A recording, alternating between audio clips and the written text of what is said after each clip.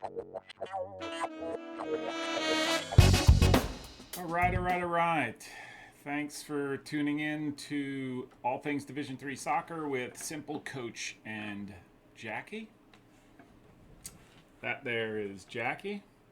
Care to say anything? No? Okay. And I'm SimpleCoach.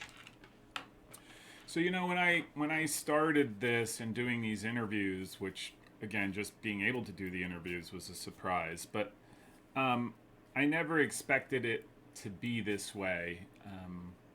I thought originally I'd ask some questions and I'd learn some things maybe about their style or a particular game.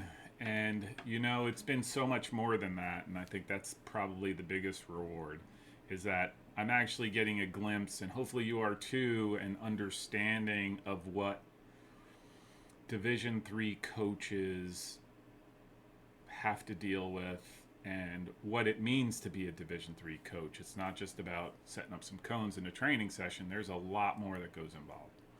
So,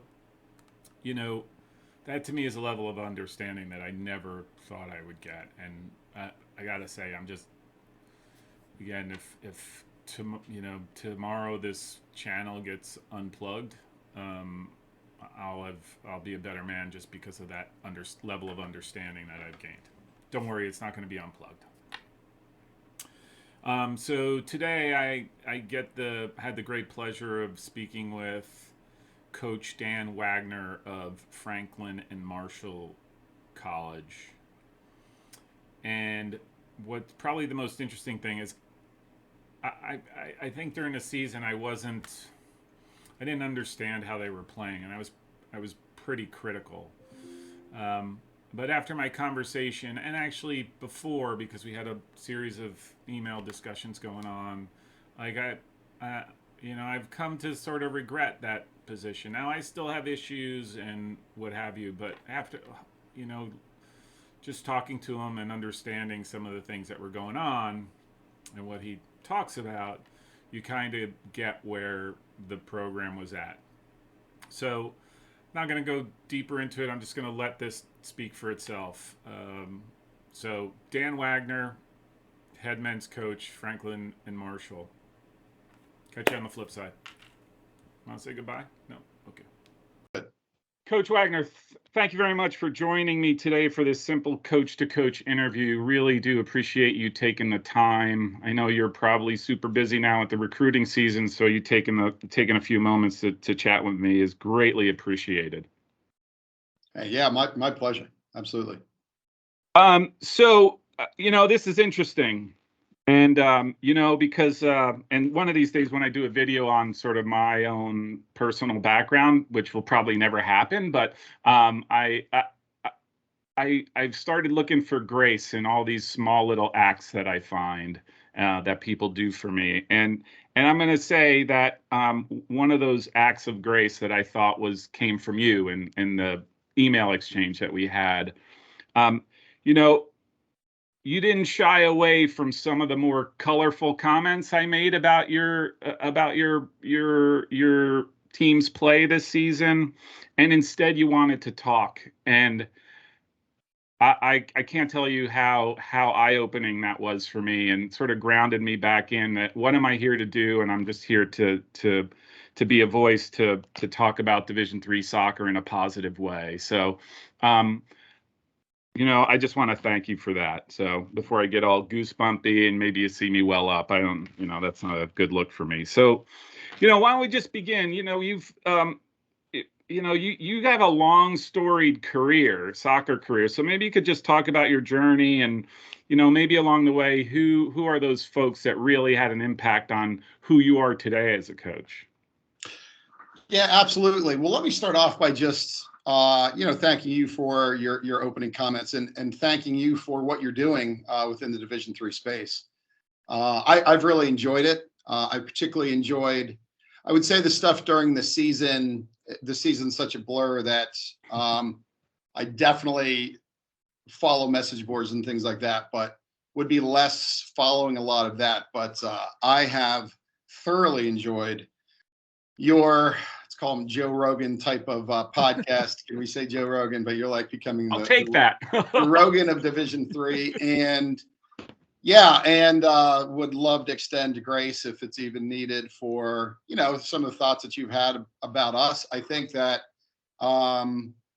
it would be good to get in more to kind of our vision of what we're trying to do. And I look forward to the opportunity to be able to do so. So yeah, so thank you very much for having me. Thank you. Maybe I can also say as a side note to this, I don't know if we started off on the dip, we don't really know each other. So I don't know if we had a disagreement on anything or whatever, but if we did, boy, doesn't this world need more of people that don't see things the same to be able to sit down and come to some level of consensus on that. So I looked at it as just a great opportunity to be able to connect with you. And my hope is to be able to support. There's just not a lot of media. I don't know if you consider yourself media, but there's not a lot of Division III media out there. And we have a lot of athletes that are just excited, particularly in a slower period for everything what's going on to just be able to follow what's happening. So anyway, great to be able to meet you. Thank you for having me on your show. I appreciate it. Okay, so my background, I would consider myself a child of Messiah College Soccer. Probably the best way to describe my background. In fact, and I'm sure that we could have a good Messiah alumni argument over 10 to 20 of us that could claim this. But in some ways, I would love to even claim like I'm the Messiah College Soccer alumni. And the reason that I would say that is, and not because I'm more or less important, I just grew up pretty much beside the field, and everything about so much about who I am in my existence was so connected into Messiah College Soccer. And in fact, and I'll go into a little bit more of that, but brother and sister both went to Messiah. My other brother, who didn't go to Messiah, two of his daughters went to Messiah. And both of my parents actually who both passed, both are buried on Cemetery Hill, which overlooks Messiah. So for me, the couple times I've had the pleasure of being able to coach back on that field, whenever I look back at the steeple and I'm there, it's just a very reverent place because of just the experiences that I had, and that I was also had the pleasure of being able to play at Messiah. But I, child of the 80s, couple years, a couple miles away from Messiah growing up. And a lot of the Messiah alumni will know the name Dave Brandt. Everybody knows Leighton Shoemaker. And Dave was actually in high school at Mechanicsburg High School, where my brother was in high school. And Dave's brother, Steve, was my brother's best friend. So I knew Dave all the way back to whenever he was just a high school kid. That was before even starting off with Messiah. And my brother, who ended up going to Messiah, would go and train in the summer with the Messiah college players. And at that point, I'm guessing I was like 9 or 10 years old. And those guys would just let me come, and this little 10-year-old would just be playing in the summer with the Messiah soccer guys. And it was just like we played, and we would sit in that creek afterwards. And I just was very, very influenced by these group of guys that were just kind enough to be able to just take this little kid that must have been horrible to them at soccer, that had the passion for the game. And it was just, it was a major, major influence. And then if my brother couldn't drive me over, I'd ride my bike over with my soccer ball and come back. And then that got me going to every Messiah soccer game ever known to man. And I just was like, I would go to the camps in the summer back then. And this is a long time ago, but Messiah actually would take vans out into the community to get people to come to the camp. And so they'd come pick me up at my front door, and I would go. And the biggest thing that I did all summer was go to that camp. And so it's kind of a soccer obsessed kid. My brother, who'll probably come up a couple times, is a pretty big influencer for me, Mark Wagner. Ended up actually being my high school soccer coach. And as all of the rest of my family worked at this little place called Brothers Restaurant right beside Messiah, working for college, I was working very hard to get a scholarship to college, and I just trained endlessly. And I was fortunate enough to be able to get a couple scholarship opportunities. And one of them was yeah, full ride to Temple, and I was just going to kind of go to Temple, but I didn't love Temple. It just was the thing to do. There was money. It's Division One. I think there's probably a lot of people today that would be in a, you get a scholarship, you're going to go to that school. And the only reason that I actually ended up at Messiah was there was one night that my mom pulled me in and said, "Hey, can you come down?" And my brother came down, and my dad did, and they're like, "We'd really like you to go to Messiah." And I'm like, "We can't afford Messiah. Like, I have a scholarship. I'm off to Temple." And she was like, "No, I think you need to go to Messiah." And my mom actually went back to work to be able to fund me being able to go to Messiah. Wow. And so, she was an unbelievable woman. There's actually now a scholarship in the nursing program named after her that my brother John was heavily part of. She was a home nurse. And so I was able to go to Messiah, which is, for me then, there's Messiah. If you've ever been to a Messiah game, there's huge crowds, and it's just a very big environment. And the Division One opportunities that I had were great because they were Division One, but I never felt like there was the same feel. Back then, in the case of Temple, their field was very far away from the campus, and they didn't really get fans, and it just was not what I was dreaming of doing. And so I ended up at Messiah. Thankfully, they were able to have me, and had a great experience until the NCAA tournament. I think it was the second round in the NCAA tournament my sophomore year. We're playing against arch rival Elizabethtown. Ironically, my son is at Elizabethtown right now. So, does he play? He does. Yep, he's on the soccer team for Etown. Pretty cool. So, so we're there in the NCAA tournament, and if you know the Messiah Etown thing, marshmallow and stuff, this was not the official marshmallow game. It was the NCAA tournament, and it was a muddy game, and my boot stuck, very long studs, boot sticks, my ACL goes, it just completely ruptures. And it was horrible. Came back from that, did my other ACL. Came like immediately, did my other ACL. And there's a story to that, which I won't get into because I'd have you on here for hours, but come back from that, redo the first ACL. So I did 3 ACLs in a period of 18 months in the middle of my college career. And pretty much during that time was just the guy that was on cane or crutches and kind of rehabbing, and was, I think, just like soccer obsessed enough at that point to say, I'm going to come back from this. I'm going to find a way. Yeah. And was able to finish out my career and play 2 more years at Messiah. Thanks that Leighton Shoemaker, who was the coach at that time, and Dave Brand, who was a very big influencer, was able to handle the kid that was maybe athletic, but wasn't athletic anymore, that stood around and sprayed balls a lot, and the midfielders that ran around me and did all the defending kind of within that era. But I just had this unbelievable Messiah experience. And as you look back at like kind of how I became just this love of soccer and the game, I think one of the things was Leighton really just created this high standard of just whatever you're going to do, just do it excellently. And I think Dave really also kind of upped that to another level of like, when you're at a Messiah soccer camp or you're involved with anything that has to do with soccer, it's just held incredibly reverently. There's a lot of thought that goes into things. There's, maybe at another place, another camp, like the coach is dropping the cones after the kids arrive. We're at Messiah, when the kids are showing up, the cones better be dropped.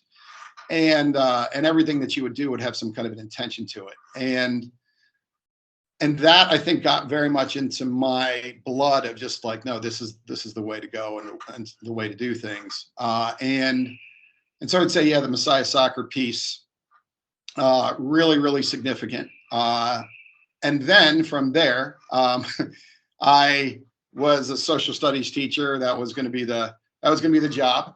And I was going to do that and be a high school soccer coach. And so I came back to Lancaster, and also whenever I was at Messiah, met my now wife, Shelby. And that's a very Messiah thing to do, by the way. Messiah soccer players have a tendency to marry people from Messiah. And she was from Lancaster, so we came back here, and it was very much like, I'm going to be a high school soccer coach, and I'm going to be a high school teacher.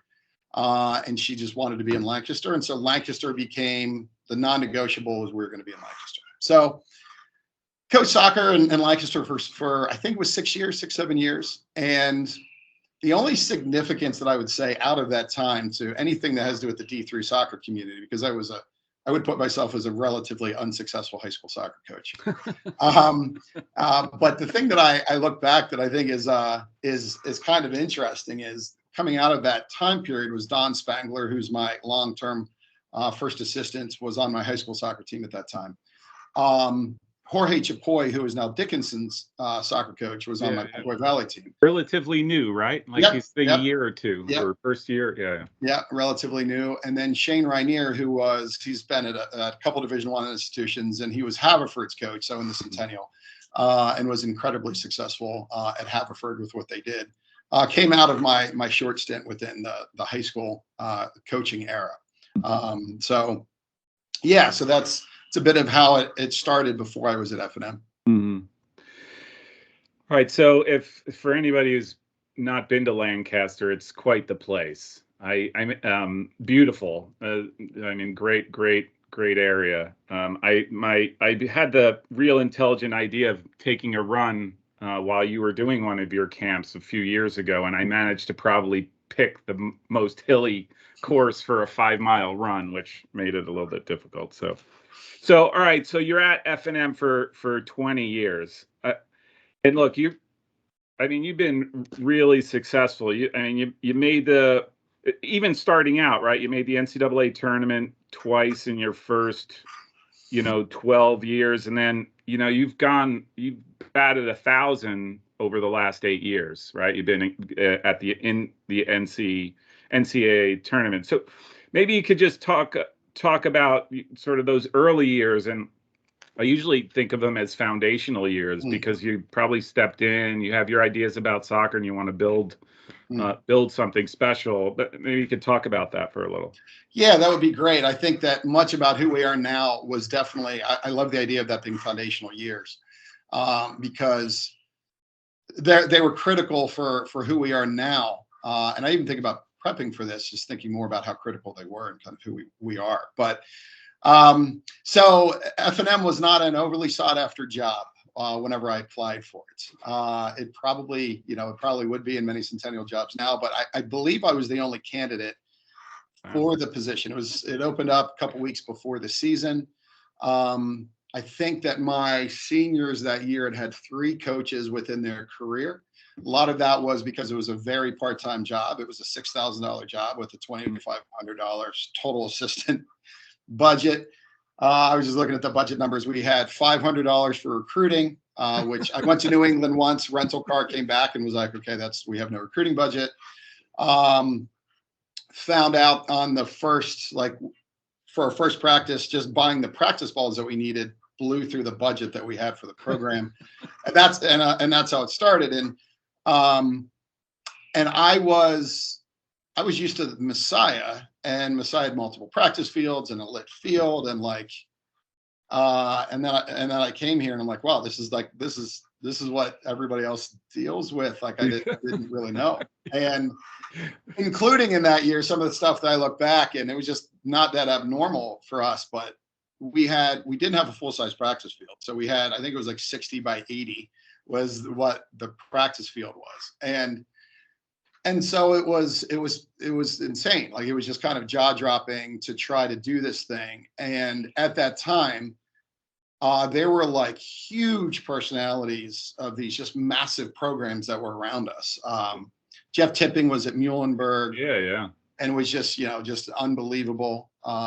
Dave Wright at Gettysburg, who's kind of a legendary person there. Smith at Hopkins, and they were, kind of the top of the top.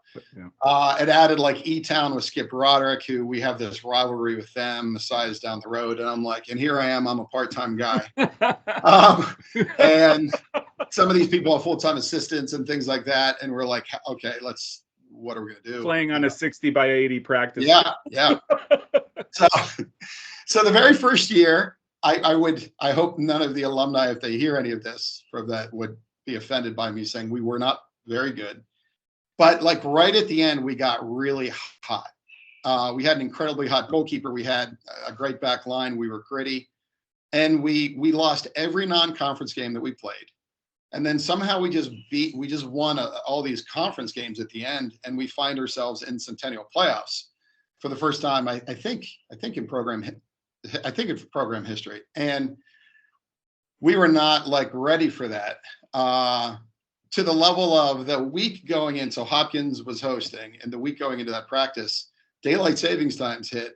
We couldn't practice because we had 15 minutes after they got out of their labs before it got dark, and there was no backup plan. I went to the AD. I'm like, okay, what do we do? And they're like, you have 15 minutes to practice, So we're going in to play against these monstrous programs, and how we did it, I don't know.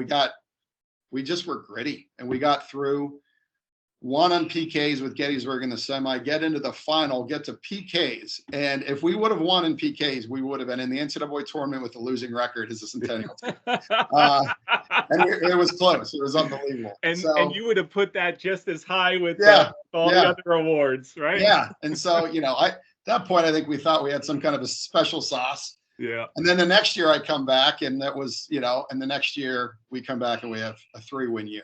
And we were dead last in the Centennial. We're a 3-win year. And that's when the reality hit of like, what have I gotten myself into? And I think at the early years, it was, I always had one foot in, I was going to be a high school administrator, and I was kind of going master's degree that direction. And there was very little chance of F&M becoming full-time. Yeah. And so I don't know that I loved coaching. That was where my passion was, but I didn't think that was necessarily going to be in the cards. And, but within that period, I think there were 2 huge lessons that still really hit us today within that formative period of our program. One of those is we just are tough. Like we are a hard team. I don't know that we're a great team, but we are also a hard team to beat. And I think that those early teams, we would, one of these, this is actually in my full-time period, but Craig is going to have to listen to this because I'm sure you guys talked a little bit about us. I think it was his first year. We go to Hopkins. This is embarrassing, but I think it's telling as where we go and to where we are now. Yeah. And I think it was Craig's first year, and they were loaded. They had this guy, Scott Bukowski, who was just like, I think he had scored like 20 goals, and he might not have been their best forward at that time. I mean, they just had guys everywhere. And I'm looking at my team, and we're going into this game, and we try to sell our guys on like whatever tactics we had. And they weren't going to be overly positive. We were just going to do everything we can to get a point out of the game. And we're warming up, and this big wind starts hitting, and all the balls are rolling. And it was like the biggest windstorm I've ever seen. And we tell our captain, see if you get the win for the first half. So we do. So we bring the guys in, and we're like, okay, here's the tactics. Now you can be the judge on if this is good coaching or bad, but I'm just going to be honest. We told our guys, shoot at the goal, and we could care less if you come back close to the goal because we did not expect we were going to be able to score on their goalkeeper. We just wanted the ball to hit the big fence behind their goal, make them take a goal kick, hope they try to go short. If they do, the wind's going to blow. And maybe we could just disrupt them through that first half to do anything we possibly could, knowing the second half they're going to have the wind and it was going to be a mess. We got out of that game with a draw. Sorry. I'd like that. Whatever. Got to do what you got to do. 2009, Johns Hopkins. I'm coming clean on our negative tactics, or whoever you guys were back then, because you guys were awesome. But we would find ways. As I look back at our group, like we would find ways, being relatively under-resourced, oftentimes. We would find a path through. We would have to. And it was the only way within the Centennial. We would oftentimes just have to find a way to kind of get through. And, and I think that what I would say with that is, and it maybe goes back to how you even started the thing.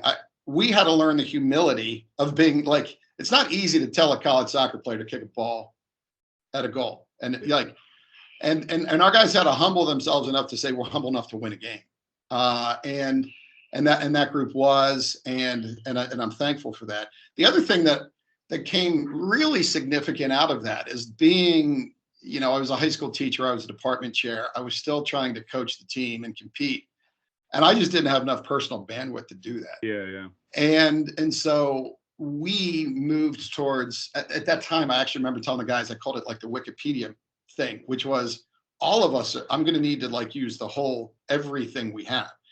Our players were going to have to be heavily involved in things that normally coaches would do. So in my very first years, we had a guy named Colin Griggs who was on my team, but to the external world, he was my recruiting director.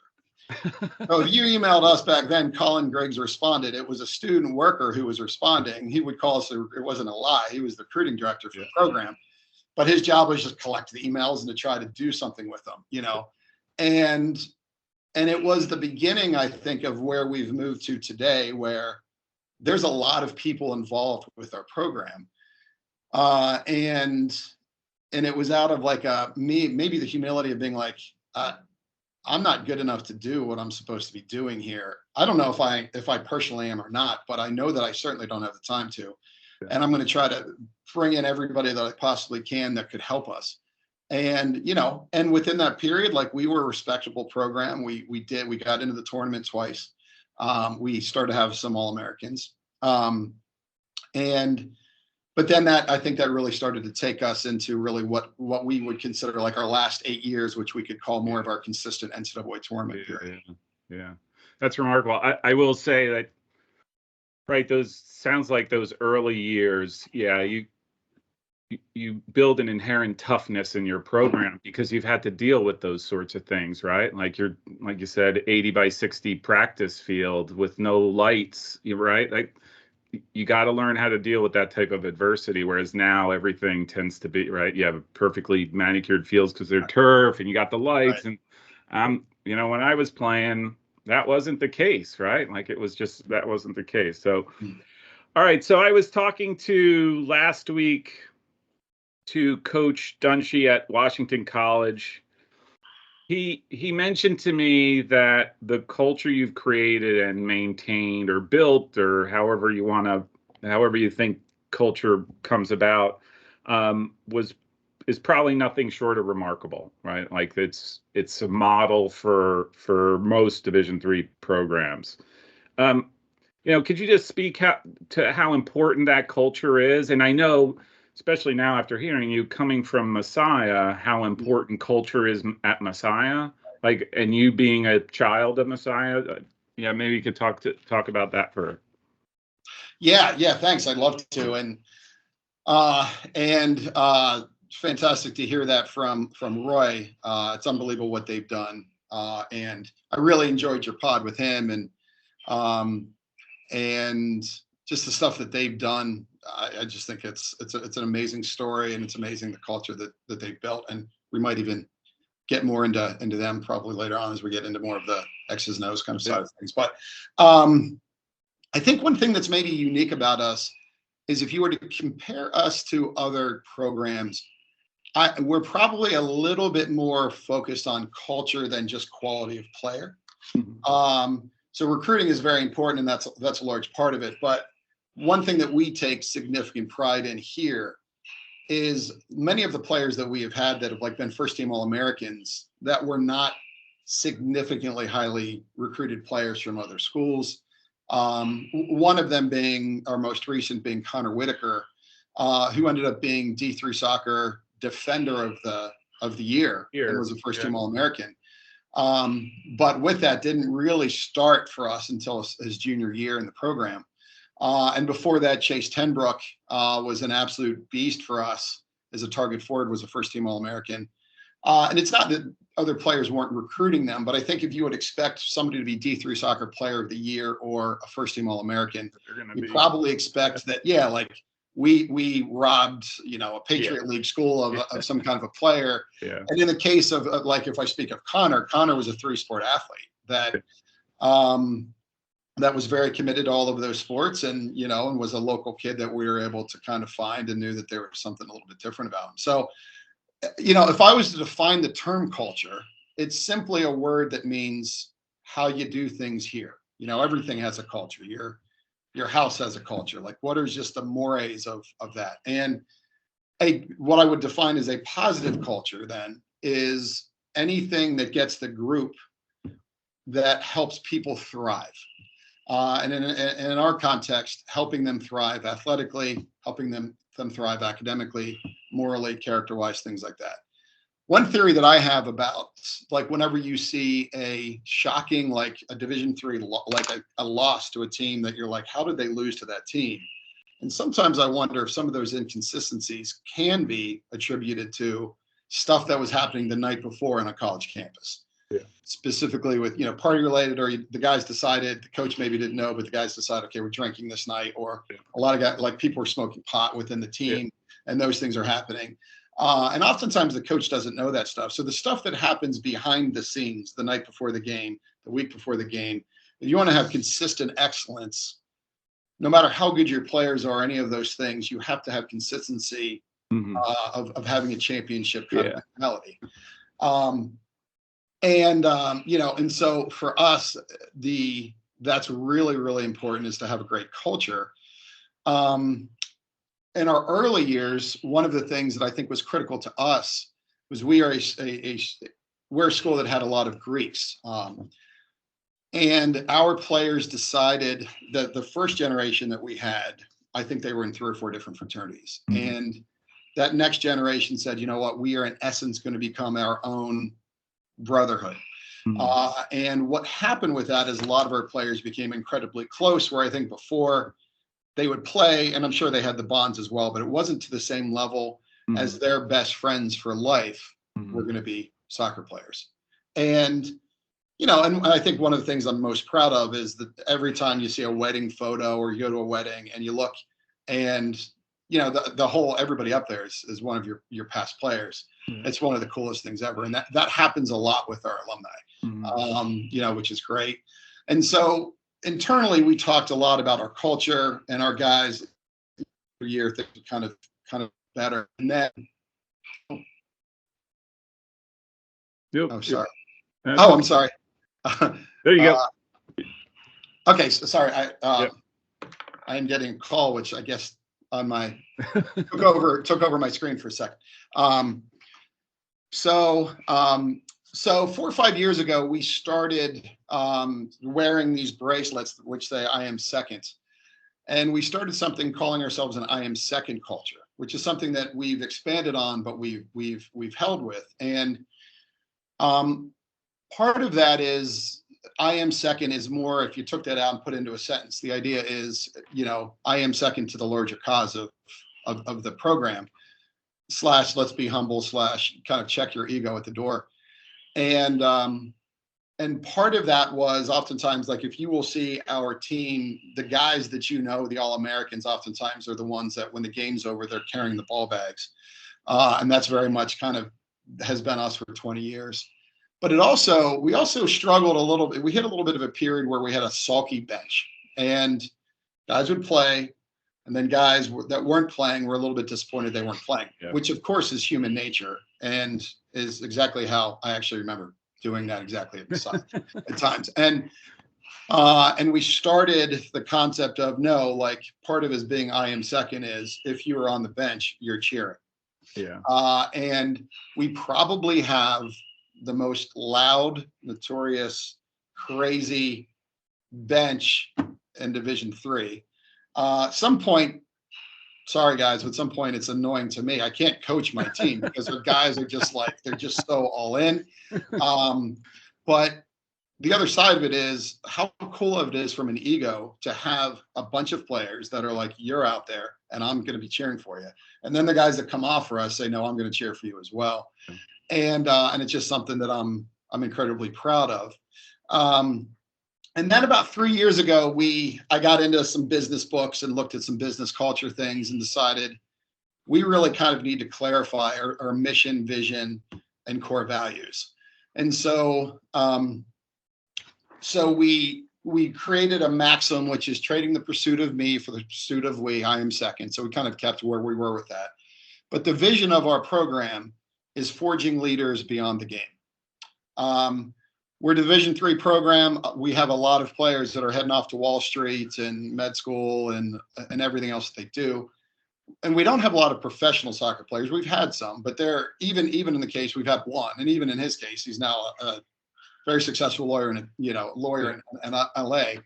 And so our players aren't necessarily coming here to be professional athletes. Our players are coming here to, to have jobs. And so we decided Forging Leaders Beyond the Game would connect kind of big picture what we're trying to do. And then our core values are being selfless, committed, being relentless, being enthusiastic, and being disciplined. Now, sometimes when I put those words out there, I can almost imagine walking into your local elementary school and you could see the word selfless, or you could see the word, and being enthusiastic. So sometimes those words don't have a lot of meaning, like who cares about core values? But to go a little bit back into just now to turn this, to take core values, which everybody has, I think it'd be interesting to take our core values and then to say, okay, what you have seen as a soccer, like an outsider to us, and to say, do we look just in our football? Do we look selfless? Do our guys look committed? Do our guys look like they take ownership? Do we play in a relentless way? Yeah. Is our team enthusiastic? And are we disciplined? And so as there's been on, some of your other pods, questions about kind of like what would be the secret sauce for us. That's what it is. That's what it is. Like we are not necessarily committed directly to playing, say, like Barcelona, which is great. We are committed to those core values and to the bigger picture of the men that we're trying to forge using soccer. And so if those core values matter, they should be reflective on the field of who we are. And so those are the things that we try to hold our team to. And generally, whenever there's a problem of winning or losing for us, it generally comes back to one of those core values probably is not kind of being upheld. Yeah. That's interesting, because when you said, do you see watching you all and while you're playing, do you look selfless, relentless, enthusiastic, all of those things, disciplined? I'm not going to disagree with that. Like that's palpable, right? Even through the video. Maybe you could touch on sort of, we talked a little bit earlier about staff and having part-time, you being part-time, and now you have a great stadium, great field. You also have a great staff. Maybe you could talk a little bit about your staff and how important they are to your overall success. Yeah, my goal is to get the best people that I possibly can around my guys, and I feel if I've succeeded in one thing, it is that, we have, I was 3 years ago, I gave every player, whenever they came in, I gave them a 2-page document of not just our staff, but of everybody involved in all of the different things that are our program. And I just pulled it up and it was 17 people. And so, the call that just broke through was from a guy by the name of Al, who's really involved with on our Diplomat Athletic Club fundraising side. And he's an incredibly important person. And he would have been one of those people on the list. I think oftentimes if other coaches are looking at us, they're probably talking about Don Spangler, who is my longest serving kind of assistant, and really has taken the lion's share of a lot of a recruiting effort within our program, which has just been incredible. And I think that probably everybody out there was just be like, how do I get him? How do I get Donnie? But other than that, we have had, and I feel like if we can, maybe it'll come through as we talk more about some of the other guys. But I would say my long-term goal as a coach, and particularly if I am a person that ends up being just staying at one place forever, is continuing to build capacity in the staff and into parents and into alumni to continue to help this journey, so that as I get older and maybe I have less energy, that I can build capacity in others so that I can have a longer career. Yeah. Knowing that at an older age, like, I don't know if I'm going to be standing on that field or if I'm going to be, breaking down the film or doing it can be a pretty relentless job. And so I really look at our program as how can I invest into others, so that we can have more bandwidth within the program. Yeah. You're not getting old, by the way. No? Okay, good. Thanks. Don't, because if you're getting old, I'm getting old, and I can't tolerate that kind of talk. We were talking about this before we started recording, and I mentioned that I've long considered the COVID year, the COVID time period, as almost like an afterthought. My last 5 years have sort of been in these four walls. This is where I've worked.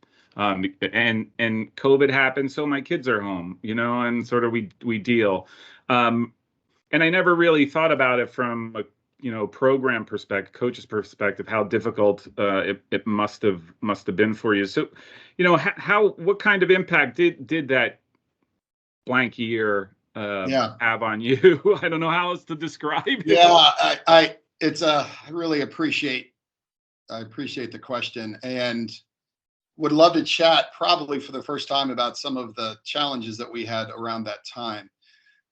To contextualize that again, where we've been maybe just on the conversation, is I'm now on my 18th season, and a lot of our success, I think, has been out of just like repetitive action year after year, knowing, everything just is kind of the same, and you kind of get, it's just the way I think success is done over long periods of time is just having good habits. And for us, the COVID thing, which I can hit in a second, had something before it for us, which we simply say the word Halloween around here. And if you say the word Halloween on our campus, it has a very large context. And so the quick backstory on this was in 2019, right at the end of our regular season, when Halloween occurs, we had a Halloween appropriation situation that occurred on our campus with some athletes, and some of those athletes were our athletes, and it happened at the end of our regular season, going into us hosting the Centennial playoffs, and us being in a position that we were pretty sure we would probably be hosting the NCAA tournament. So it's the week going into the Centennial tournament, and it was absolutely, without question, the hardest thing that I've ever been through in my life. And there was a lot of pain. There was a lot of pain on our campus. It was a really big thing here, and it continued for a while. And we, as a program, individuals, did everything we possibly could to mend fences, to read books, to be in small groups, to learn from the mistakes that were made. And I think that story is a story which I think probably within our campus, if anybody would listen to this, kind of probably knows a lot of those things. I think what I would love to discuss on this is the impact, like after the dust was settled on us, because I think it was a really, really significant thing. We went from the hardest thing that I ever went through, and for many of our players, I can't even imagine. I'm a 50-year-old guy that's been through some things. We've had some really hard stuff, but for many of our players, it was just like it was just an overwhelming situation. And as we were trying to process that, then the COVID thing hit, and so the spring hits, and we are all, we're all setting home because of COVID. And then we dealt with all of the trauma that everybody else dealt with COVID. And, our college did the best they possibly could with the COVID situation. Our president, our athletic director, was great to be able to get us some games that year. But even with that, we still were training in small groups, and we had masks on, and there was social distancing and things. And I think for us, if we were just a train that was constantly moving forward between the Halloween and then into COVID, we were just a disrailed train. Yeah. And one thing I think as a coach, I'm not trained for, like, in even any remote case. I have zero training to deal with these major issues. And what you ended up finding out is in the middle of that stuff is your phone wouldn't stop ringing, everybody thinking you should do this, everybody saying you're going to do this. And you're just standing in the middle of all of this with a bunch of guys that were hurting, and I guess the best word that I could give for our program would be, I hate to use the word because it's a military term, but post-traumatic stress disorder. Yeah. We came out of this thing and it just changed our program. I think for me individually, there was definitely a decent amount of soul searching of, like, do I want to stay here? Like, would it just be easy to just, like, start fresh somewhere where, like, I could just go and just say, hi, I'm Dan. And I think for a lot of our players, particularly the older ones that went through the COVID stuff and went through it, it was just, I don't know, I think it was a challenge. And then you start trying to talk to some of them and saying, hey, you can come back for another semester because of the COVID year. And, as I was listening to some of your other presentations, and people were like, yeah, we had like a whole class come back of 7 guys from the year before. And we knew, for us, it was, our players were like, that was just hard. It was really, really hard.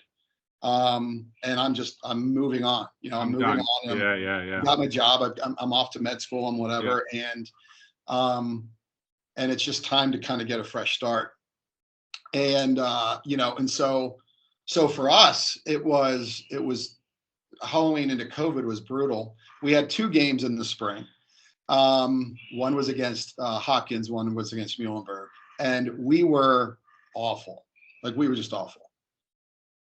And I really, at that point, coming into this year, was like, okay, like, whatever our mojo was, whatever the secret sauce was, whatever we had taken all of this time to build over time, it was over. It was done. And it felt like we may never get it back, or maybe it's going to take another 10 to 12 years to build back it again. to where we were. Yeah. So, yeah. Wow. Yeah. It's interesting just talking to you. It just dawned on me, like, again, I don't get everything you deal with, right? Like, I look at it, it's like, hey, there's a guy kicking a ball, great, but there's so much more. And obviously that's a big, I couldn't imagine going through Halloween, like, especially nowadays, the way things are. Like, that must have been whatever you're doing, that secret sauce that Coach Dunshee talked about is clearly working. I'll be honest. I was critical during the season when I watched your team, and I always say that I couldn't figure out what you were trying to accomplish and what you were trying to do and what your style of play was. I will say, since then, I managed to watch 2 games from 2019. So the Montclair game, which I thought you guys were fantastic and deserved the win, and then I think it was the Johns Hopkins game that I thought was very good as well. And to me, that just struck me as 2 totally different teams, right? Mm-hmm. But anyhow, maybe you could just sort of talk about what you think of the game. What is sort of the vision that you want your team to play? Yeah. So I would start off with, as its simplest core, but I think this is an important one. We set out to win games. So that's what we're doing. Of course everybody is, but our every view of everything we do is generally focused on winning the next game. We're not necessarily we're not setting out to play one specific style. I don't know that you would hear me say a lot at the end of the game, well, we lost, but we're just trying to play our way, or things along those lines. Typically for us, we look at every contest itself, and frankly, every scrimmage, every practice, but its own moment, to be kind of won or lost.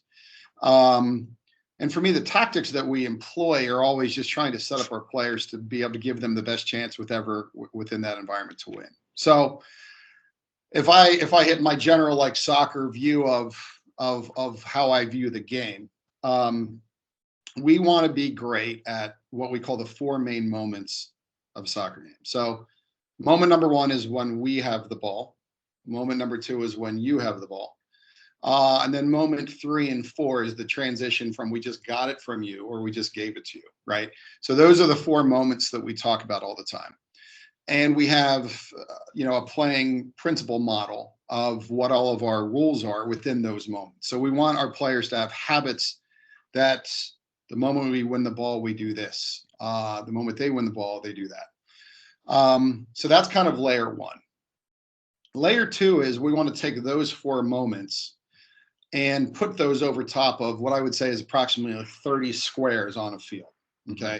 So if you could take a field, put them into 30 squares, put those 4 moments on top of that.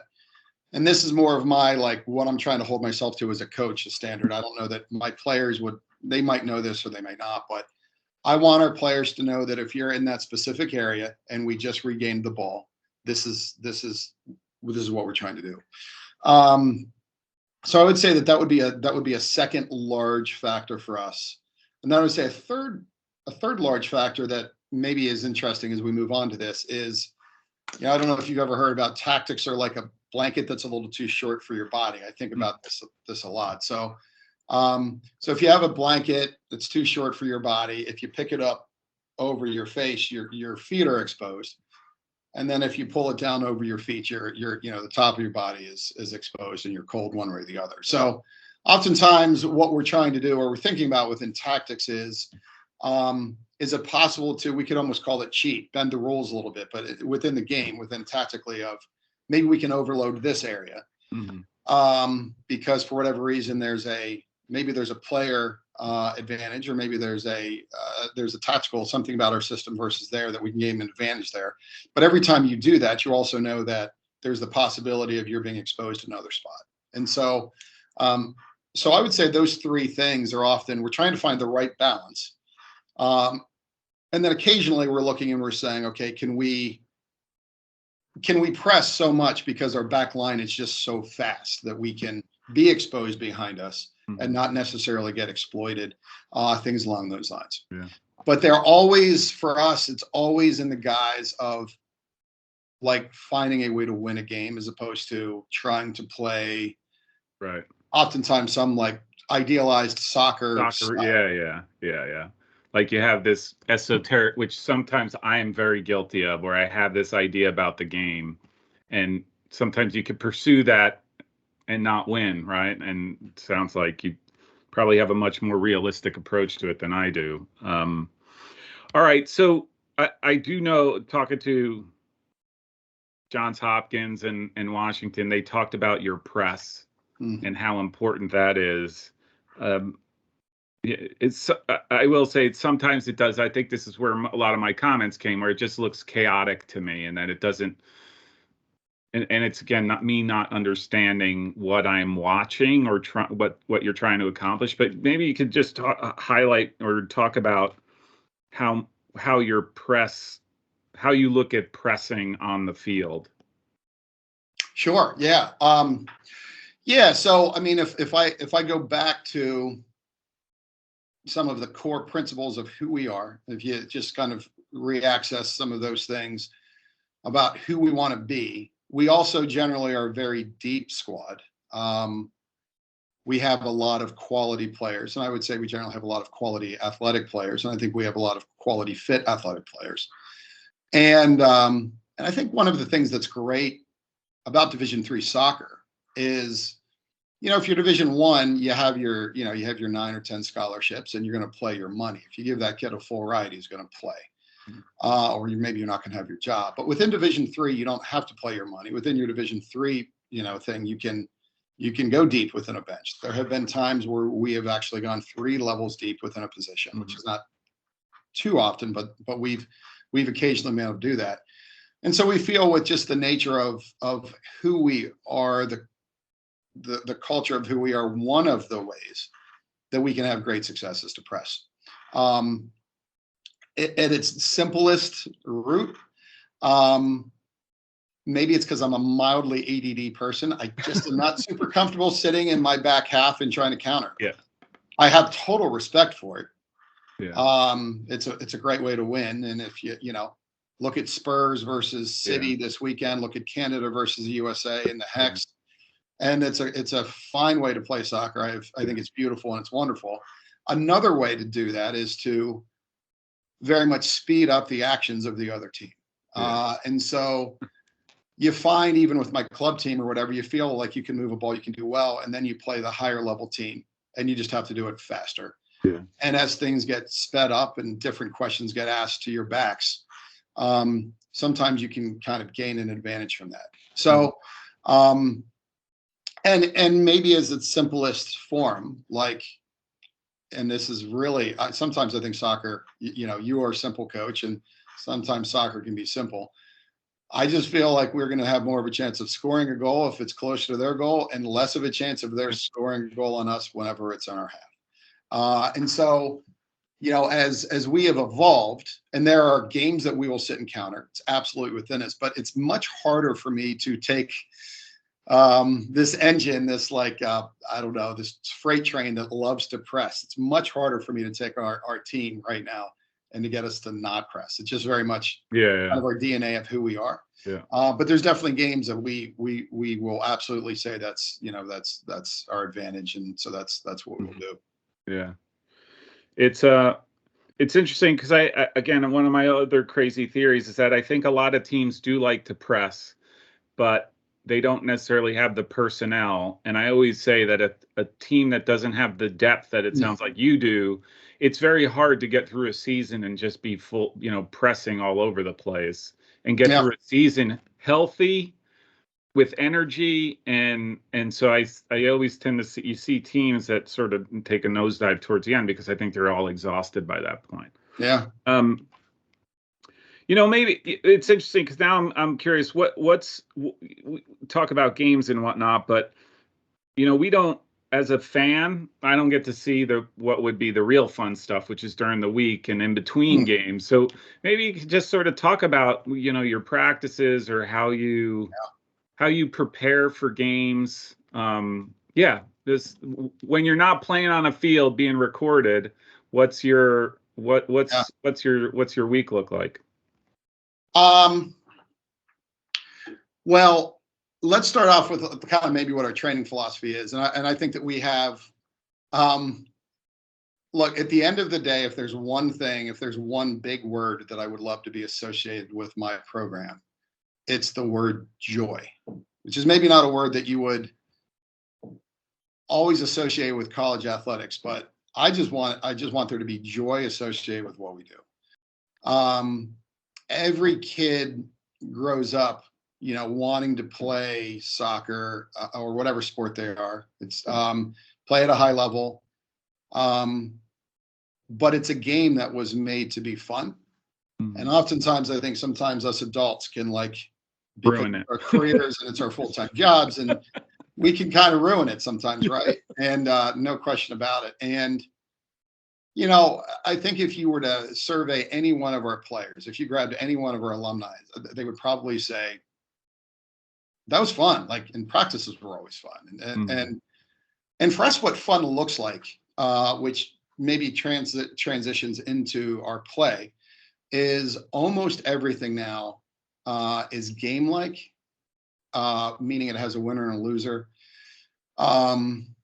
And everything is relatively done at a pretty high capacity, pretty fast. I believe strongly now that for us, everything that we do is going to have a decision to be made. So, the term rondo, the Spanish term for basically these possession drills, I love the idea of it. We do almost no isolated, just kind of any drill that would be passing from this cone to that cone. Everything for us is trying to live within a competitive game model. Yeah. Oftentimes hoping that my right back is going to be doing drills that are going to be right back related drills. I'm sorry, drills that are going to be things that are going to repetitively get him ready to play that position. And so, part of us is knowing who we are.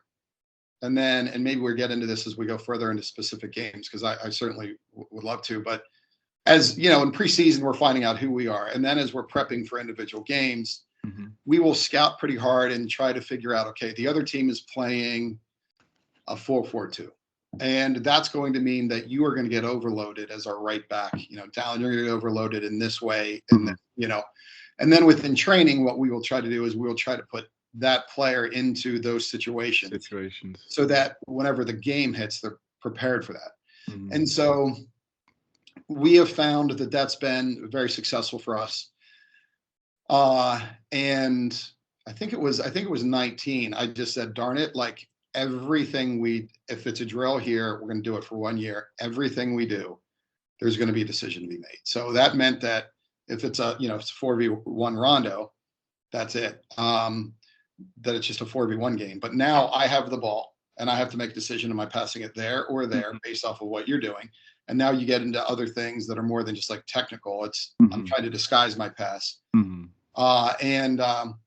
And so we just decided we're going to try that for a year, and everything is going to be, and sometimes that's challenging. Sometimes you have to just kind of get the guys out and say, okay, like this is the system and you're going to move here and you're going to move here. But in my earlier years, we were much more like we would do patterns, and everybody kind of we were not organized chaos in my early years. Yeah.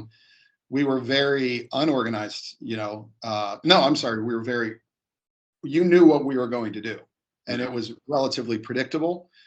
And I think that a lot of our alumni that played within that era look at and they're like, man, we would have loved to have a bit more of the freedom that you guys have now. And I think maybe that's been a bit of the evolution for me as a coach. Yeah. That's interesting. I always said like the hardest thing to teach soccer is that decision point. Is how do you get in situations where the player has to consciously think about, do I do this or do I do that, or do I have another option? And that's always the hardest thing to capture because it's a mental thing. It's not, hey, kick with your shoelaces or,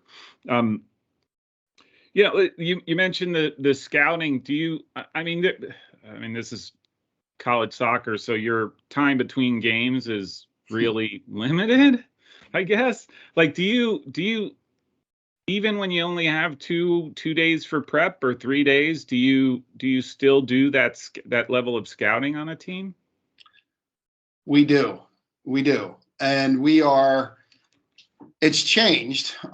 It's we now in our conference, this was the first year that we had mandatory film exchange. So now it's a little bit easier. And in a lot of ways, it's actually way harder. I don't know if it's easier or harder. Now, it's Sunday morning and we all talk about it as coaches. And it's like, oh man, like you just have every game to watch. It's the same. You're watching all these games and it's like, there's so much video to break down now because of where things have moved with video. I still personally really like to live scout a game. Simply because a lot of our video feeds are just not really catching the real tactical side of things.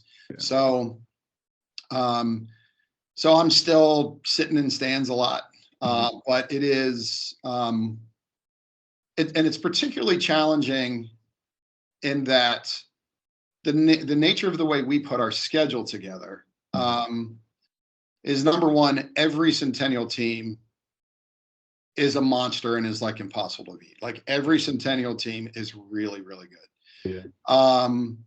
So that's the majority of your schedule. So every time you're going into a game that's like, oh my gosh, we have to play them and like they're good. And half of our teams got NCAA tournament bids. And the other half are really, really good teams, And then on top of that, part of our belief system is to be able to earn an NCAA bid. We are always hoping we don't have to win the conference to be able to get into the tournament. And so to that end, we want to play a schedule against teams that are going to have very, very good records.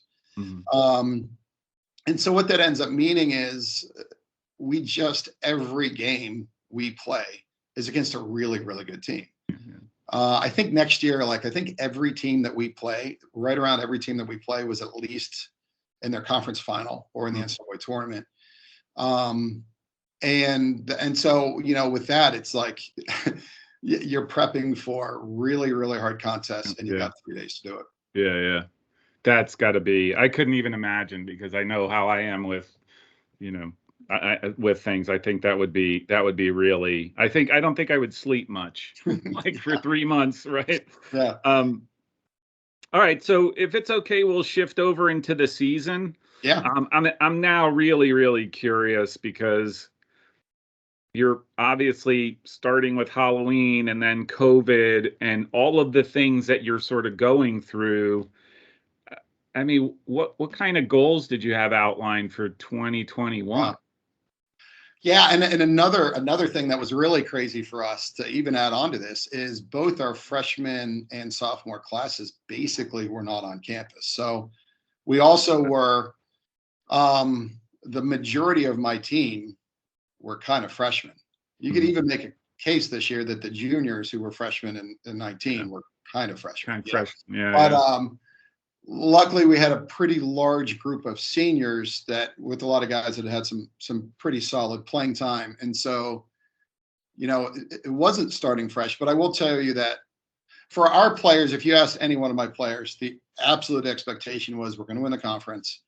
And we've had some bit of heartbreak. You mentioned one of them in the second round of the NCAA tournament with you saw the Montclair game. Yeah. Games that you should have won that game. I thought the better soccer team did not walk off that. Right. Did not come away with the win, but. Well, to their staff's credit, I mean, it's an unbelievable program, and to their staff's credit, in the similar of some of the things that we believe, they made some great adjustments within that game and said, it's not working this way, let's go that way. And they, I think, adjusted better, and it's a great coaching staff there. They know what they're doing. So anyway, I think that our players absolutely would have expected,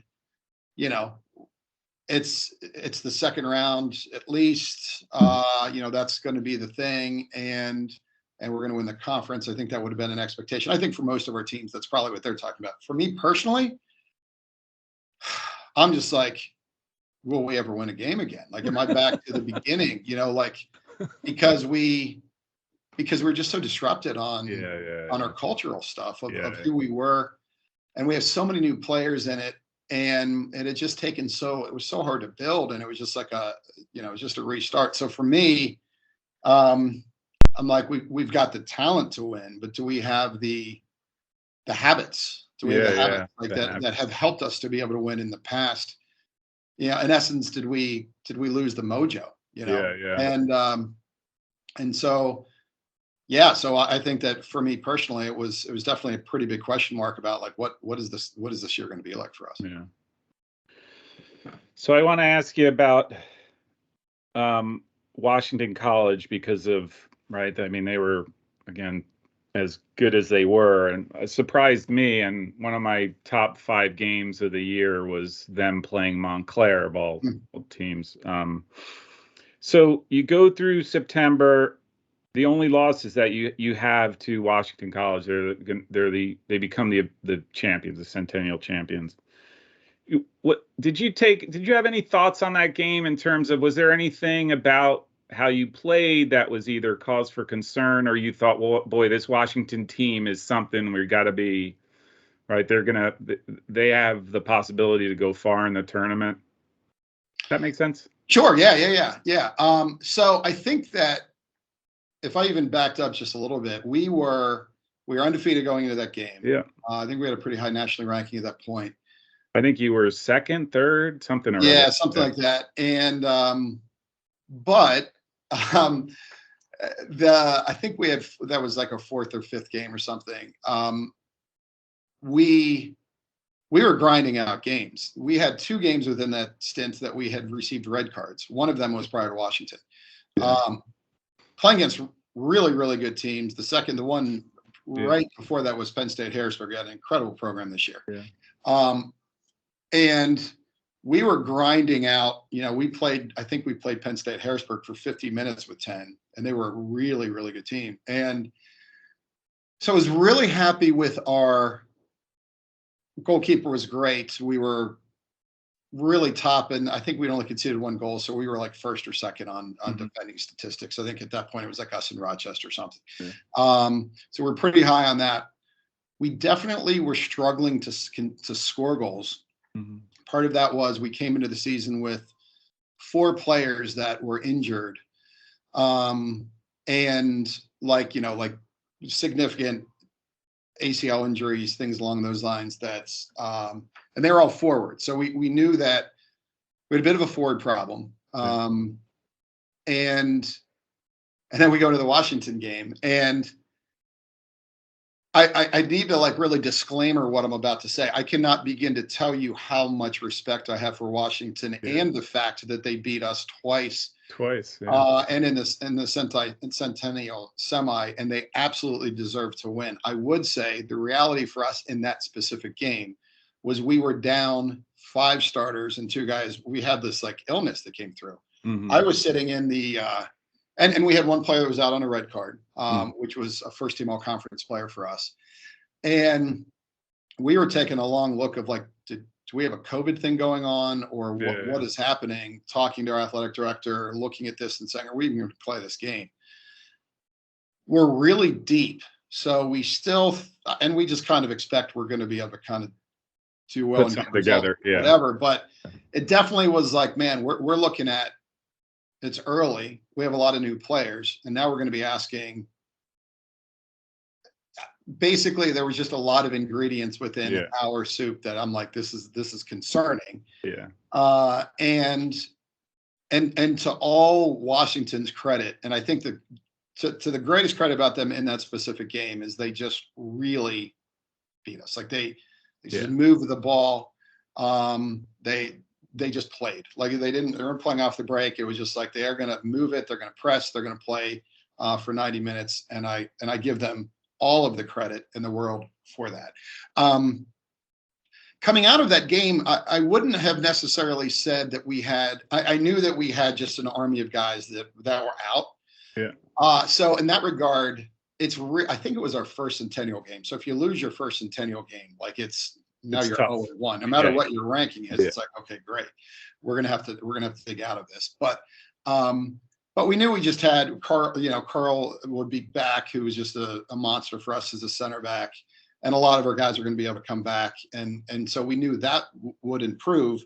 But one of the things that we really struggled with is we had built our whole system around AJ Kopez. Now AJ was the Centennial Player of the Year this year, a 4-year starter. I would put him up there with almost any player that I've ever coached, of just being unbelievable. And we had evaluated him, and I have his permission to say this because I just asked him yesterday if I can get into this or not. We would evaluate AJ as a All-American center back, possibly an All-American holder, but maybe like an all-region forward. So the best thing for us, for AJ, was going to be, we're going to play him as a center back. He's the only player that I've ever seen in the Centennial that could literally play all of those positions. And we started off of the year, and we started off at that point we were playing with a back 4, and we were giving him the license to be able to drop back as an extra center back. So sometimes he would be an extra center back, and we'd have 3 in the back. And then when the ball would go forward, he'd be an extra holder. And I just thought it was just like innovative and cool, and it was going to get the best out of him. And we weren't conceding goals. We weren't really conceding a whole lot of looks. The problem was we just couldn't score a goal. We were at that point. It's crazy if you actually look just at our schedule and what I'm about to say. It's the most stark thing I've ever seen on results. We were winning games 1-0 going into that Washington game, and then I think we lost 2-0 in that game. Coming out of that, we said, okay, darn it, we're just going to go with AJ as the target. Said to AJ, like, AJ would just do anything we ask him to do. He's like, fine. From that point forward, for the rest of the season, we averaged 3 goals a game. Many of those were goals that AJ scored. And part of that was Steve Nikita ended up having an incredible year for us. And it Yeah. just turns out that Yak, as a 9 that would have to check back to the ball, he was not very comfortable with that. When he could be facing forward, running at people, the kid was devastating. Yeah. And those two are best friends. And they just, both of them just really kind of carried a lot of our attacking stuff, which was great, but we still lost with that, as a staff. We're like, yeah, but man, if we had that kid as a center back. Yeah. And so, to his credit, he just would do whatever we needed. Yeah. It was great. But another thing coming out of that game that I would also say that really gave me more concern than any of that was like a lot of our habits were not the same habits that our previous team had had. We had like kind of the way we were in the locker room was not typical for us. Our team probably looks weird, but our team will run oftentimes after games. In fact, most every game or somebody's running. And that's something that's been passed down from player to player. And like guys weren't doing some of those things. And a lot of these habits were lost, and kind of just with COVID and kind of the year off. So one of the things, if you're around for a long time, we just have all these alumni that are just great. And I was talking to Jim Connolly, one of our alumni, and said, like, I'm so frustrated with some of the behind the scenes stuff. And he's like, you know what? Put all of the past captains on a call with leadership. And so we had our 5 PAL group leaders, something that we have our leadership group, and they had a 2-hour call with a lot of our most recent guys that kind of worked through it. Wow. And it was a little scary to like kind of just give over this whole thing to our alumni. And yet I think if you ask a lot of our guys, they would say there was a major turning point in our season. And who knows, maybe they're like, Wagner, like whatever, but you need to do this, you need to do that, you need to do that. And it's one of the things I think within our program of being able to steady us to just have an incredible group of alumni that are pretty engaged with what we do. Yeah. And really can help whenever, the wheels start to kind of come off of it. A lot of schools would kill for that type of alumni support, right? And programs, right? And not just about being the guys you call once a year and asking them for donations, that they actually step up and help out where needed.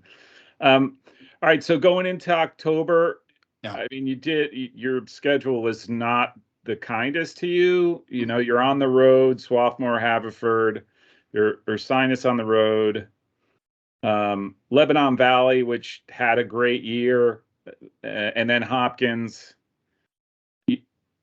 You're nationally ranked. You're not in playoff position at that point. And I wasn't. I watched, and I think I wrote F&M thrives in chaos, because that's what it was looking to me. I mean, maybe you could just talk about that stretch in the schedule, because the way it sounds like you're just looking to win, and I totally get that. And then maybe I was just watching the games in that light, where you just know you need to win, and the soccer part. Pretty soccer doesn't win you games, right? Yeah. Well, I think that your analysis was absolutely, it was pretty spot on. In a lot of ways. And we had actually, I think that was the first time that we had picked up any of your analysis on those was after that. But great. But so this whole thing starts with us with Swarthmore. We draw with Swarthmore, who had a great squad.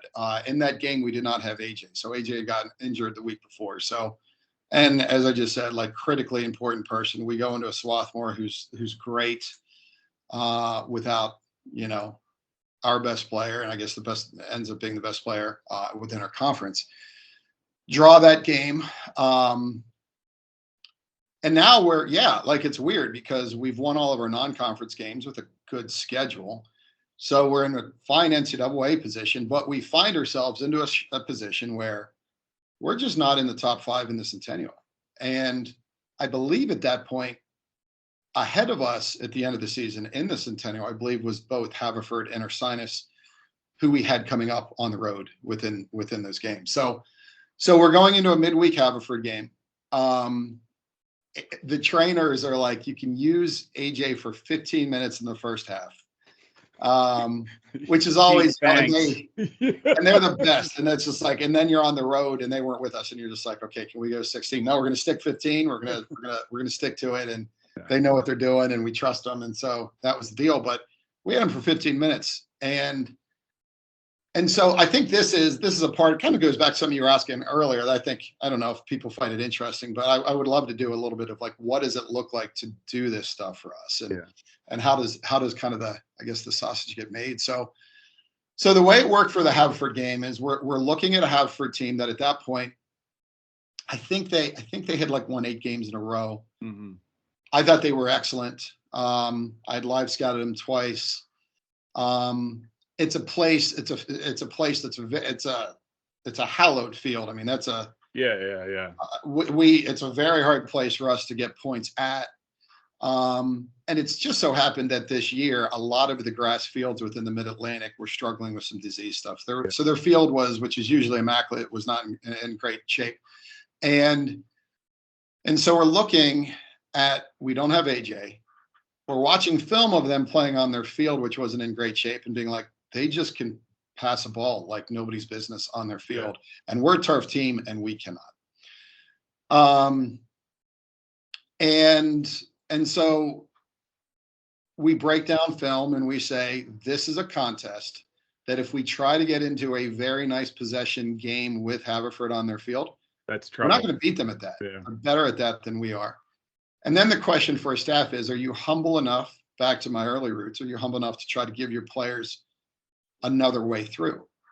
And in that game, we very much said, I'm a Pittsburgh Steelers guy, and we said, we're going to blitz. Go with that. You pressing, whatever, but to the people that are a little less than it, just like, whatever, we're going to blitz it. We're going to blitz.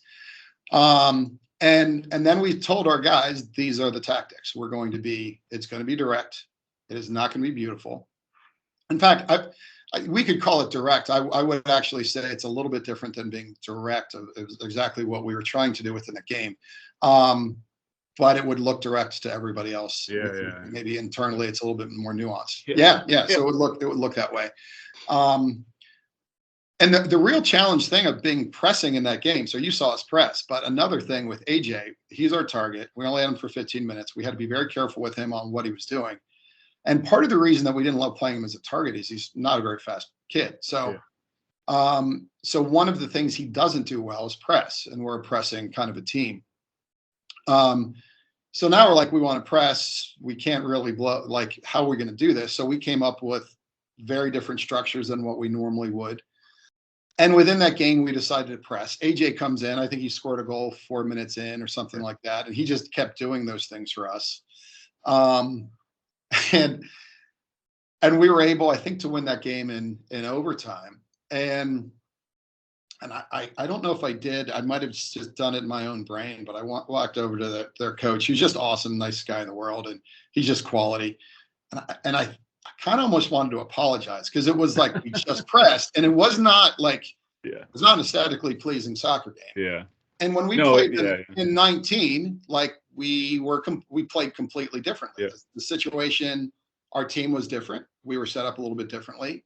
Their field was in a little bit of a different situation. And we were really kind of in sync. And so, but that was it. And I hope everybody, I hope you or anybody, like, we played within the rules of the game.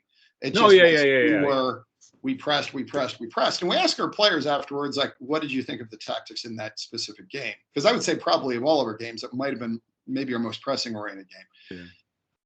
And we're like, afterwards, they're like, hey, it was awesome. Like, yeah, we just don't think we could have moved the ball as well as they did on their field. And so we were just quite happy to do it. And for me, again, I'm just like happy that my guys are humble enough to just be like, yeah, like, trust the staff. We come up with something. So anyway, we win that game. And I don't know if this is an acceptable rabbit hole, but a day in the life of a coach. I happened to be like really, really, really sick. I didn't even cheer. I'm just like, okay, like, but Muhlenberg was playing against her sinus, and our game, I think, was at 4. Theirs was at 7. So this game's over. I'm sick. And I just get in the rental car, and now you're off to watch Muhlenberg play her sinus. And it's Wednesday. And our sinus, similar to Haverford, our sinus had an unbelievable year. And they were really, they just were heavily within contention. They needed to win that game because we just won ours, and they win at Muhlenberg, which is also a place that's incredibly hard to win. Good play. And so I'm watching that, and I'm like, good grief. Now we have to go to Ursinus. Ursinus has already beaten Hopkins a week before. Yeah. And now we got to prep for that. So I'm sitting there. Now my son's playing. There was no way for me to get back to his game. So I'm sitting in the stands. The game's over. And I'm watching. They're in overtime. I don't remember who they're playing at that point. But I'm watching that in the stands. The games are over. And I'm pretty good friends with a couple Muhlenberg players. I love their guys. They've got some Lancaster guys that I've known since they were kids. So they come over. I'm talking to them. You get home at midnight. You're sick. You wake up. It's Thursday. And now you got to prepare to play Ursinus on their senior day on their field. Yeah. And they're just hot, you know. And for us, like, we needed to win that game. If we don't win that game, they are in control of their destiny with one more conference game left. Like, we could have been out.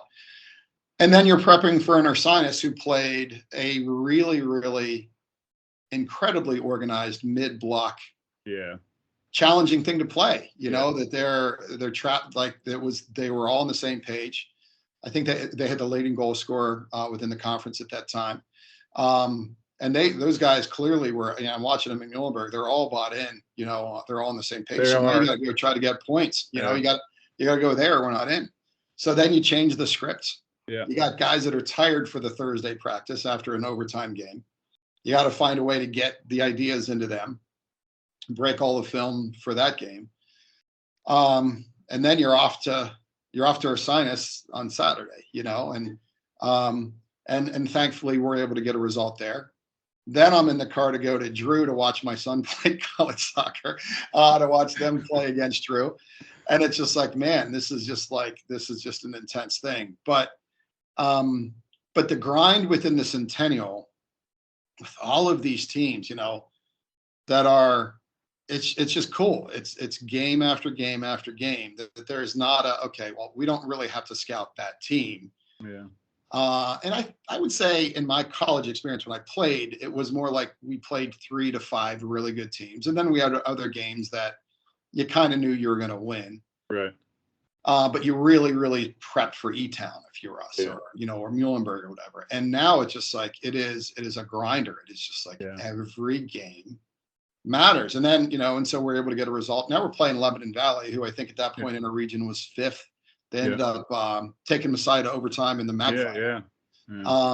And they play completely differently. And they are very methodical. Yeah. And a great team and a hot team as well. And then then we end with Hopkins, you know, and it's just like, oh my gosh, you know, every one of these is a different plane. Every one of these requires a tremendous amount of scouting, and every one of those games, I would say, for us had a very different tactical. And some of them, I think that we played, you know, I think that the Hopkins game as an example, like I think we were very committed to moving a ball and playing well, but without question, when you play Hopkins, they're so methodical and they're so good at moving the ball in the back. A lot of us coaches are like, everybody's like, okay, you're going to try to press that, and then you're going to get beat over the top. Yeah. You got to be careful when they're that good. Yeah. I always said about Hopkins, when they're that good with the ball in the back. Yeah. You got to, that's that blanket, right? That short blanket. There you go. Right. Okay. You want to press that, good luck, because they're good enough and skilled enough and smart enough that they can get the ball behind you, and then you're in trouble at that point. And they're wickedly fast. And they're wicked. Yeah. And so it's, I love our Hopkins games. It's so draining because it's just this, it's so draining because it's so tactical for our staff. Yeah. Because if you throw something at Hopkins that's different, they are going to figure it out and adjust. Yeah. And they're going to adjust to the next thing. And then you're, as a coach, you're looking, you're like, oh, wait, we trained for the first thing. How do we even communicate out the next thing? And that's how those games will go. And it's, you know, it's just cool to play them. Yeah. Because they're just so good and they're just so well organized. Yeah. That's fun. I think it was, Coach Appleby, I think I said to him, I think the coolest thing that I've watched in the games that I watched in the fall, and you and Hopkins, the contrast in styles to me is like the coolest thing to watch, like how you play versus how Johns Hopkins plays, and then Johns Hopkins goes somewhere else and plays them. Like that's the most intriguing part to me, because it is, I forget, right? Again, in these four walls, I'm just doing a video talking to you, but I forget that the preparation and the chess match that you're playing in your head, and how do I get my team to win, especially in your case. And trying to figure that out against Hopkins this weekend, or on Saturday, or Sinus, or whomever. It's again, I forget the amount of effort that goes into that.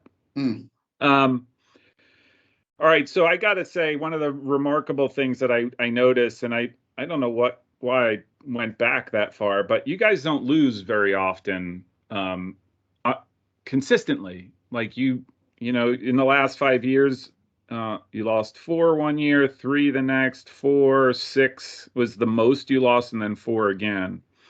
And I think I know why I did this, because you lost to Washington twice that year, and the only time you ever did that before was in 2019 when you lost to Johns Hopkins twice in the year, and it just thought. Was there something about either Washington or Hopkins that, do you think, like, they figured you out, or figured Franklin and Marshall out, or were they? I'm not trying to take anything away from them, right? I mean, they might have been just that good, but I always wonder, if you lose twice to the same team, they must have known something about you ahead of that game that they were able to implement. Does that make sense? Sure.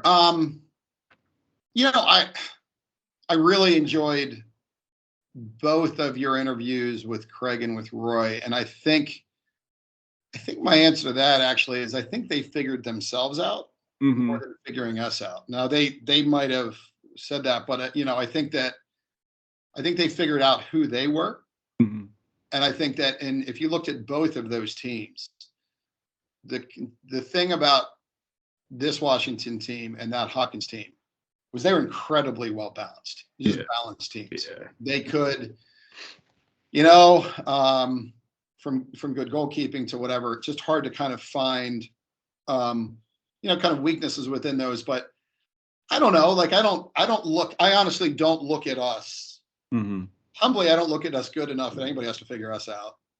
Others might, I don't. We are a team that, if you look at our history, and you look at a lot of the wins that we had, and a lot of those have been wins by a goal. You know, we're not a team that's also always beating everybody by 3 or 5. Right. We are a team that, you know, picks up the lunch pail and just works. Our staff works, our players work. And I think we grind results well. But yeah, I don't know, like, both were incredible. I think that of both years, I would say that the best team that I ever had, that we would say is the staff that had, not the team that had ended up having the most success, but actually was our 2019 team. And I felt like that was a team we would have felt that really was poised to be probably our first Final Four group. And I think it was one of the challenges, it's just like, of everything that went down, and how things went, that's, you know, that was also hard for us to take, because we were really good. But look, they beat us twice. Hopkins beat us twice on their field. And the first game that we played them, respecting their pace, we played with more of like a freer player behind the back line. Like, sometimes we're set up that we're going to be even, and oftentimes we might want to make sure we have an extra player. Almost like a fifth player, or like it's just more. It's something that's called, we call it the Bielsa principle, who's now Leeds coach. But the idea that that if you got 2 forwards, I'm going to have 3 center backs. One I'm going to have 2. That kind of concept, okay. And that's generally something that we would tactically believe. And so within that game, we just made sure that, and we were playing with a 3-4-2-1 system that sometimes we do. That's hard for us to play, but can be hard to break down too when we do it well. And against their system, trying to figure it out I remember training for that week and how we're going to do it. But ultimately, we said we just want to always make sure we have a free man, because they're really fast. Yeah. If we press, we will still want to press, but we want to make sure we have the extra guy. And those suckers were like good enough to find that meant that there was an extra guy, back to the blanket concept. And that meant that they always had a free player in midfield, the way we were set up. And Hopkins, they were just good enough to find that player. So in the final, in the middle of everything we were dealing with, we're like, I don't know, we got through to the final against a really good Gettysburg team in the middle of some really hard things. We had suspended players for those games. AJ was sick and he was out for the final. And we really felt like we were in a really good, like probably hosting NCAA position. And we just said, let's just have fun. Like, let's do this. Let's just go. We're going to go at Hopkins. We're not going to have a free player. Our staff looked and said, this is going to be like a 6 game. And it basically, we set up in that game saying that whole game was pretty much going to be a series of 1v1 contests. Yeah. We were going to press and they were going to do their thing.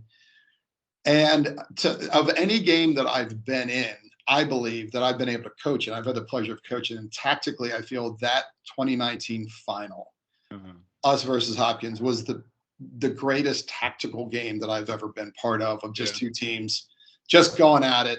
Yeah. Very methodical and moving a ball. We moved a ball like crazy. Yeah. We pressed them like crazy, and they just like their players would. Next thing you know is there's a center mid that's like standing out as a left back.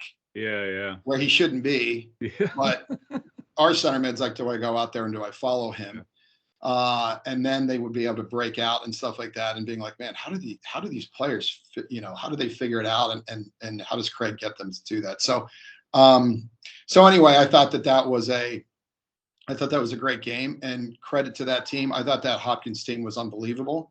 Yeah. And I thought that was great. Our Washington, if you followed the Washington thing, this was they were awesome. Yeah. Their following was like unbelievable. We played them there. They had thousands of people that were there. And what a great place too. I've visited. What a great program. What a great guy and Roy. They're great guys. It's a class group. And I think during those things, I was probably frustrated. But now I look back and I'm like, oh, all right, this is their year. It was their year, and good for them. It's hard to not be a fan of what happened this year with that program. So yeah. Yeah, I played Division III, and this past year has sort of really got knee deep in it, and that was one of the teams that I was really impressed with, and how they played, and sort of what they were able to do. Like, you could see that they were really intelligent in their game, right? Like figuring things out as they go. I was really and then talking to Coach Dungy, I get it now, right? Like my conversation with him, like, oh wow, I get why you play the way they do, because you're so thoughtful and you're about the game itself. So sure. Let me ask you, you've been, you were worried like you would never win again after that, Halloween and COVID.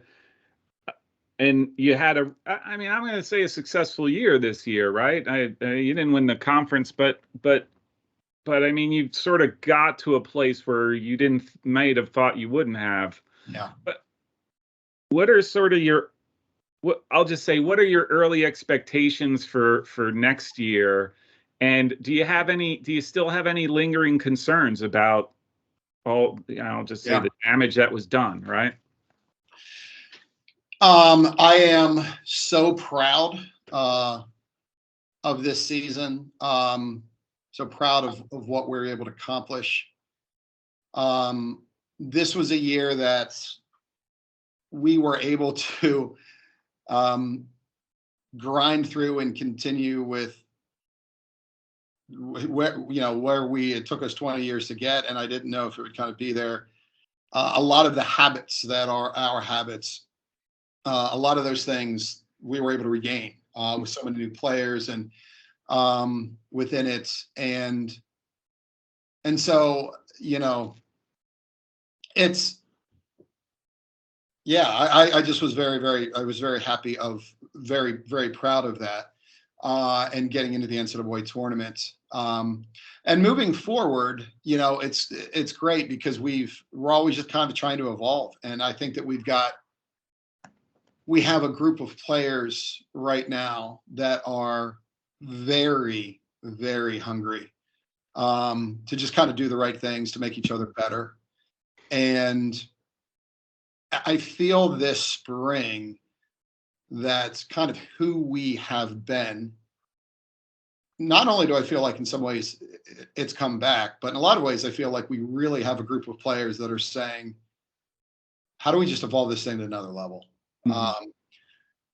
Be it with our habits, with how they're training, and it's cool because it's Division 3. So in the spring, in this period right now, we're not really able to be working with them. Mhm. And so in Division 1, everybody's doing the same kind of Yeah. amount of time that they're putting in. So it's very difficult for a Division 1 program to maybe get that much better than another Division 1 program because it's also scripted. Division 3 does come a lot down to culture. And if you Yeah. have a group of players that want to work really, really hard versus another program that maybe doesn't, then you can gain an advantage within that. And I think that we have players right now that I think are hungry, and it's been cool. I think it's cool to just be able to have like talk to players. I'm just like Yeah. bringing guys in and being like, let's just talk as human beings, like, Yeah. Yeah. Yeah. like because it was all these guys came into our program and we just had so many new players at the beginning of the year, even the sophomores.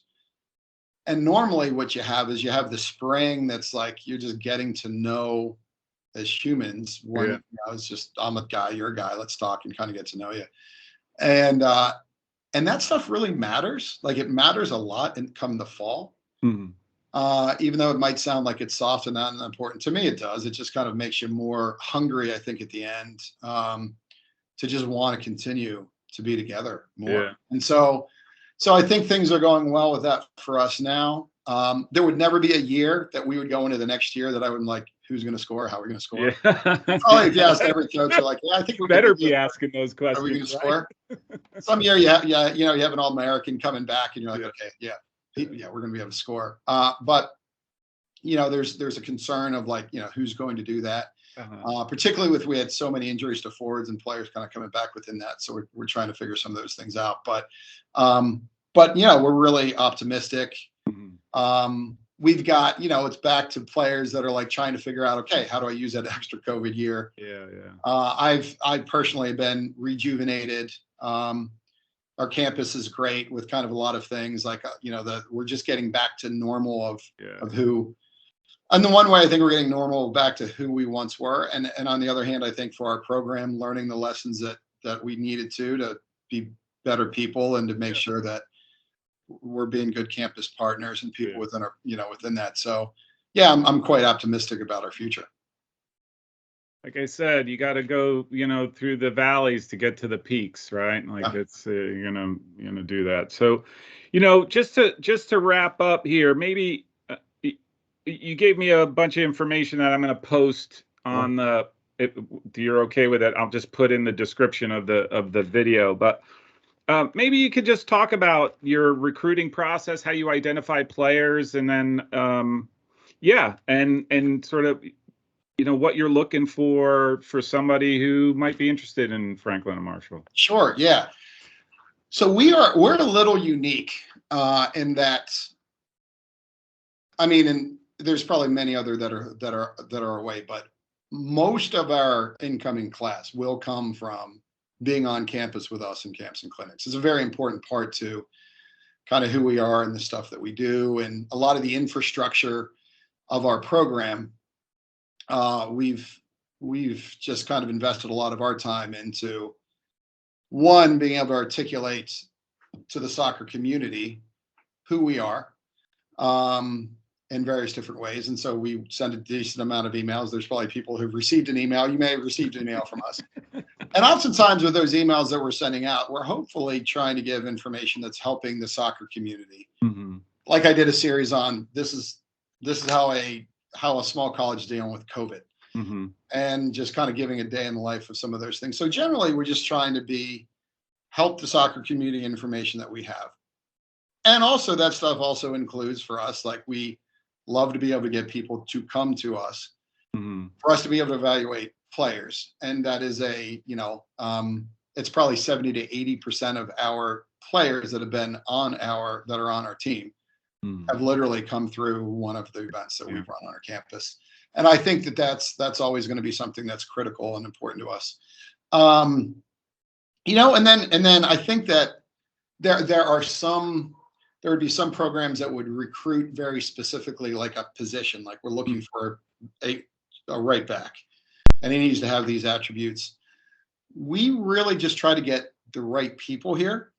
And sometimes that could be, I don't even know if that's right or wrong. Who knows? I might change my opinion, but we're just looking for the right people that buy kind of what we're doing and what our project is. And sometimes that might mean we have too many right backs. And then I'm like, that's on me to take the right back. And we actually had a right back that became a holding midfielder, Isaac Mintz, never played a holding midfielder. And he did an incredible job with that. So I think we're a little bit more trying to get the right people here that fit our core values. Yeah. And it's just a band of brothers that are going to be best friends for the rest of their life. And we just want to have the right people that fit within that.